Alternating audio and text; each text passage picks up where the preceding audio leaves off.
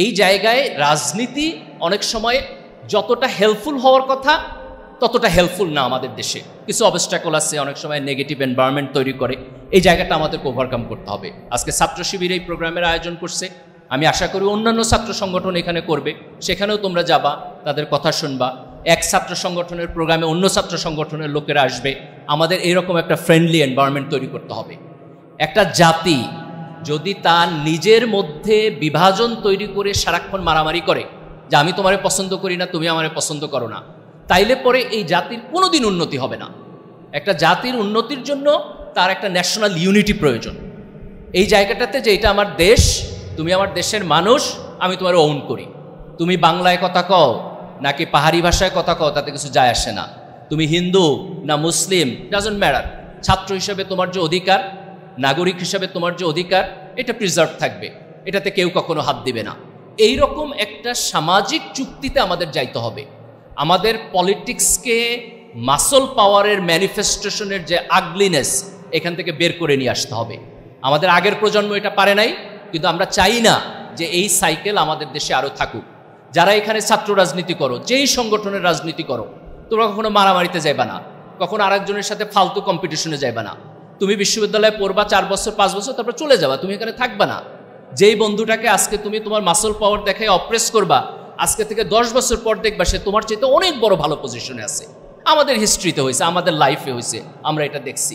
তো এই যে ছোট্ট একটু ক্ষমতা নিয়ে এইটাকে ইউজ করে তুমি খুব শান্তি পাইতেছো, এটা তোমার জীবনে আদৌ কোনো কাজ দিবে না ইন দ্য লং রান।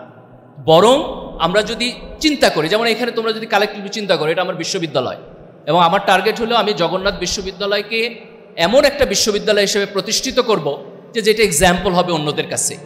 এই ওনারশিপটা যদি তোমাদের থাকে, এই কালেক্টিভনেস যদি থাকে, তাহলে তুমি দেখবা যে তোমার বিশ্ববিদ্যালয়ের উন্নতি অনেক বেশি হবে। একই কথা দেশের জন্য সত্য। আমরা সবাই যদি মনে করি যে এটা আমার দেশ, এটা আমার মাতৃভূমি, এখানে আমি বড় হয়েছি, এখানে আমার সন্তান বড় হবে, এখানে আমার ভাই বোন আত্মীয় স্বজন বড় হবে, এটাকে সবাই মিলে ভালো রাখা হচ্ছে আমার দায়িত্ব। এই কালেকটিভ জাতীয় ঐক্যমতে যদি আমরা যাইতে পারি, তাহলে দেখবা যে সিনারিওটা পরিবর্তন হয়ে যাবে। এইটাই আমাদের টার্গেট হওয়া উচিত। আরেকটা জিনিস আমাদের মনে রাখতে হবে, সেটা হচ্ছে যে এই যে আমার স্কিল ডেভেলপমেন্ট, আমি দেশের উন্নয়ন চাই, আমি বড় হইতে চাই, আমার দেশটাকে ভালো করতে চাই, এইখানে আমাদের নিজের ব্যক্তিগত ম্যাটেরিয়ালিস্টিক স্বার্থের বিয়ন্ডে যাইতে হবে, যেটাকে আমরা ভ্যালুজ বলি। ভ্যালুজের দুইটা পার্সপেক্টিভ।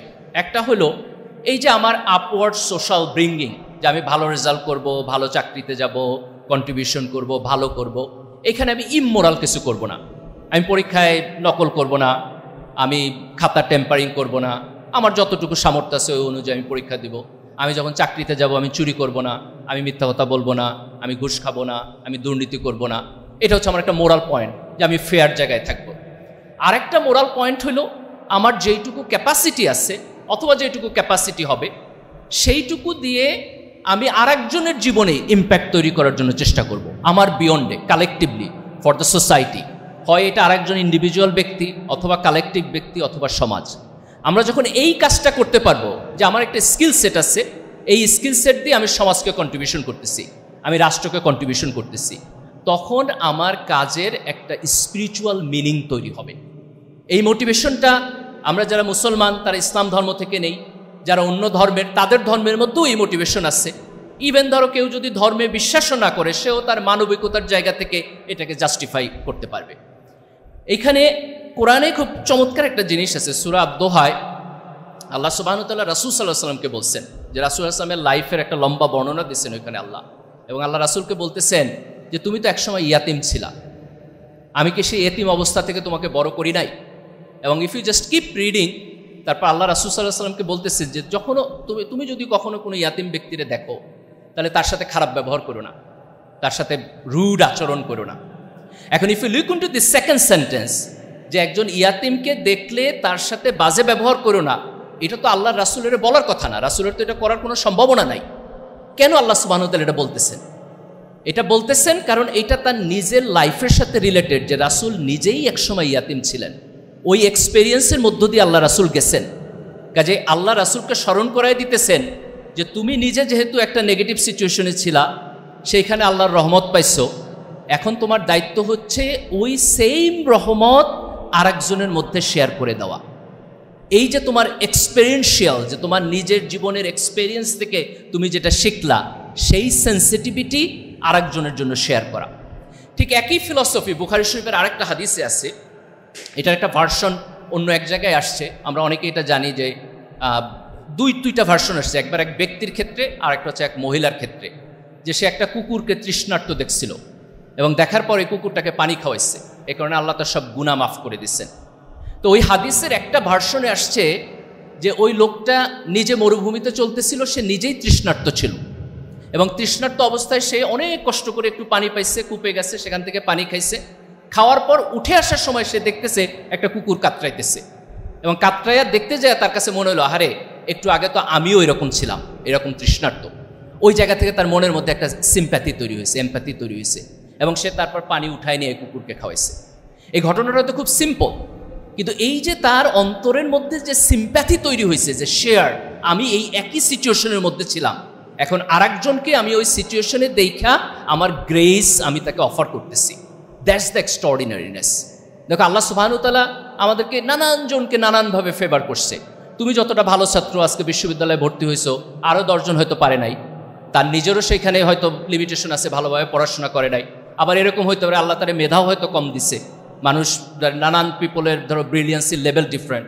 তো তুমি যদি কখনো ফিল করো যে আল্লাহ তোমার যতটুকু মেধা দিচ্ছে, এই জায়গায় তুমি ব্লেসড, এই জায়গায় তুমি ফরচুনেট, এই জায়গায় তুমি প্রিভিলেজড, তাহলে এই ফিলসফির জায়গা থেকে তোমার দায়িত্ব হলো যে এই মেধা তোমাকে জীবনে যা যা দিছে এটা আরেকজনের সাথে শেয়ার করা। যে বঞ্চিত মানুষ, যার এটা নাই, যে পিছায় পড়ছে, তার সাথে এটা শেয়ার করা। এবং এই কাজটা যখন আমরা করতে পারবো, তখন সমাজ কালেকটিভলি ভালো হবে, সমাজ কালেকটিভলি বড় হবে। এবং সমাজ যখন কালেকটিভলি ভালো হবে, তখন তার বেনিফিট কিন্তু আবার আমিও পাবো। ধরো আমি একা বড় হইতেছি, আমার পাশের বাসার ছেলেটা চোর হইতেছে, তো চুরি করতে আমার ঘরেই আসবো, তাহলে তো আমার কোনো লাভ নাই। কিন্তু আমি যদি তাকে হেল্প করি, সে যদি জীবনে বড় হয়, তাহলে কিন্তু একটা সময় গিয়ে আমারই লাভ হবে। ধরো আমি যখন স্কুলে পড়ছি, আমার যারা স্কুলের ক্লাসমেট ছিল, তাদের সাথে আমার অনেক কম্পিটিশন ছিল, স্বাভাবিক যেটা থাকে। কিন্তু আজকে জীবনে এতটা দূর এসে আমার মনে হয় যে আমার যদি আরও 5 জন ফ্রেন্ড ভালো জায়গায় থাকতো, তা আমার কাছে ভালোই লাগতো। এখন তাদেরকে প্রতিষ্ঠিত দেখলে আমার খুব ভালো লাগে, তাদের সাথে বসে যখন আমরা গল্প করি, আড্ডা দেই, ইট লুকস লাইক আমরা একটা সার্কেল। তো ওই কম্পিটিশন তো এখন আর এক্সিস্ট করে না। তো মানুষের জীবনে এরকম ডিফারেন্ট টাইমে ডিফারেন্ট ডাইমেনশন থাকে। মানুষ যখন কালেকটিভলি বড় হয়, সেই জায়গাটা আসলে তার কোনো লস নাই, তার লাভ হয়। যেমন ধর আমরা আমাদের ছাত্র জীবন থেকে এটা নানান সময় বলে আসছি, আজকেও এটা বলি যে আমি ছাত্র শিবিরের রাজনীতি করছি। আমরা তখন থেকে বলছি, দেখো ছাত্র শিবির যদি একা ভালো রাজনীতি করে, তাহলে আমার কোনো লাভ নাই, তার সাথে ছাত্র দলকেও ভালো রাজনীতি করতে হবে। ছাত্র লীগকেও যদি ভালো রাজনীতি করতো তাহলে ভালো হতো। আওয়ামী লীগ যদি ফ্যাসিস্ট না হইতো, তাহলে আমাদেরই তো লাভ হইতো। আজকে যে ফ্যাসিস্ট হয়েছে, আমাদের দেশের লস হয়েছে না? এই 15 বছর আমাদের জীবন থেকে হারায় গেছে না? কাজেই সবাই যদি কালেকটিভলি ভালো হয়, তার মধ্য দিয়ে আমরা যেই জায়গায় গিয়ে দাঁড়াইতে পারবো, সেইটাই হচ্ছে আমাদের মূল ডেভেলপমেন্ট। দেশকে সামনে রাখা, আমাদের জাতীয় ঐক্যকে সামনে রাখা, আমাদের ইসলামের ধর্মবিশ্বাস আমাদেরকে যে মোরাল মোটিভেশন দেয়, সেটাকে সামনে রাখা, একজন আরেকজনের সাথে বন্ধুত্বপূর্ণ মিউচুয়াল রেসপেক্টের সম্পর্ক রাখা, যদি আমরা সামনের দিকে আগাইতে পারি, সেটা হবে আমাদের জন্য বেস্ট। আজকে বাংলাদেশ একটা অসাধারণ টাইমে আছে, যে আমাদের একটা হিউজ ইয়াং জেনারেশন আছে। এই জেনারেশনকে যদি আমাদের সিনিয়র লিডাররা পজিটিভলি নেতৃত্ব দিতে পারে, তাইলে পরে আমরা এই দেশের কালচারটাও বদলাই দিতে পারবো, আমরা এই দেশের অর্থনৈতিক উন্নয়নকেও একটা লম্বা বড় জায়গায় নিয়ে দাঁড় করাইতে পারবো, এবং আমাদের মোরাল ডেভেলপমেন্টটাকেও আমরা ভালো জায়গায় দাঁড় করাইতে পারবো।